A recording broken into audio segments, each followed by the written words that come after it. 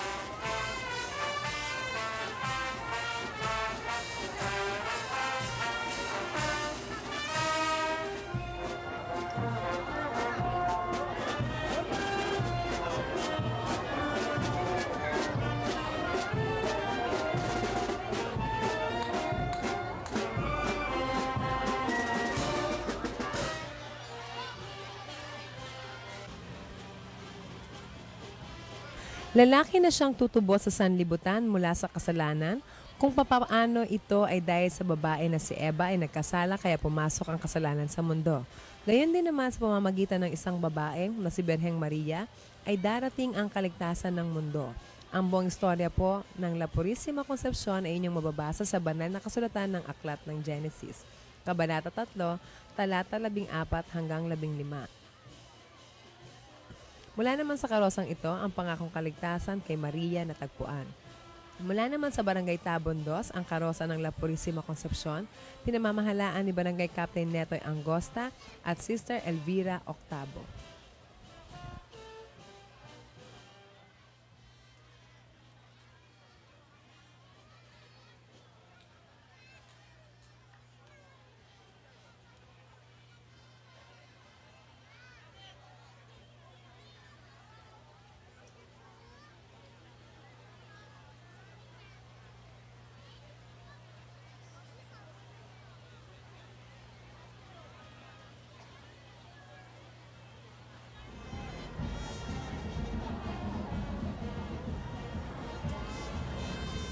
Si Noe at ang baha. Isinasagisag naman ng karosang ito ang tungkol sa natitirang matuwid na tao ng panahon na iyon, na si Noe. Inutusan siya ni Yahweh na gumawa ng isang malaking arko na maglalaman ng isang babae at lalaki ng bawat nilikha sa mundo, 10 ng kanyang pamilya upang mailigtas sa malaking baha na lilipol sa kasamaan ng mundo. Ito ay mababasa sa banal na kasulatan sa Aklat ng Genesis, Kabanata 6, talata 3, versikulo 14 hanggang 22 at Kabanata 7, talata 1, versikulo 7 hanggang 10. Sinasabi din ng karosang ito na ang Diyos ang nagligtas sa taong matapat at masunurin. Mula naman sa Barangay Toklong, si Noe at ang Baha, ito ay sa pamamahala nila Barangay Captain Mariano Pato at Sister Mary Venus.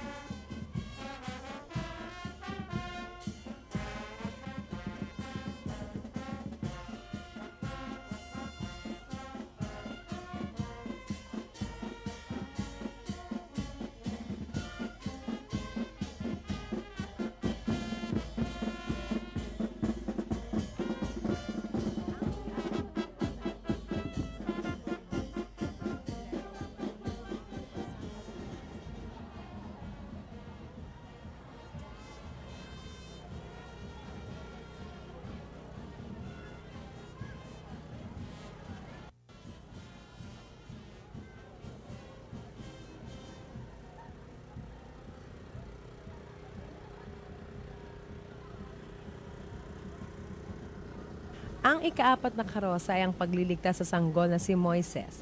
Inilalarawan dito ang pakikipagsapalaran ng isang ina ng kanyang buhay para mailigtas ang anak na si Moises na nagpalaya sa bayan ng Hebreo na naaayon sa kagustuhan ng Diyos. Ang istorya po ni Moises ay inyong matatagpuan sa banal na aklat ng Exodus. Kabanata 2, talata 1 hanggang 17. Mula naman sa karosang ito, pakikipagsapalaran ng isang ina ng kanyang buhay para mailigtas ang kanyang anak. Si Moises na nagpalaya sa bayan ng Hebreo na ayon sa kagustuhan ng Diyos. Ang karosang ito ay pinagkaloob naman ng Rural Bank of Kawit.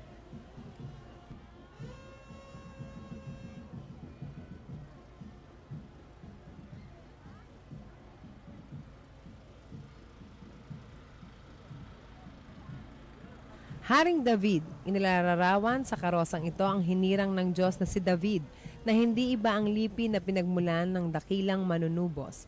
Ang paghirang ng Diyos ay hindi batay sa panlabas na kaanyuhan sapagkat ang batayan niya ay hindi tulad ng batayan ng tao. Ang istorya po ni Haring David ay inyong mababasa sa banal na aklat ng Samuel. Sinasabi naman sa karosang ito na lakas ng Diyos kay David na malas. Ang karosang Haring David ay mula sa Barangay Poblasyon sa pamamahala nila Barangay Captain Rodilio Rieta at Brother Boyet Ignao.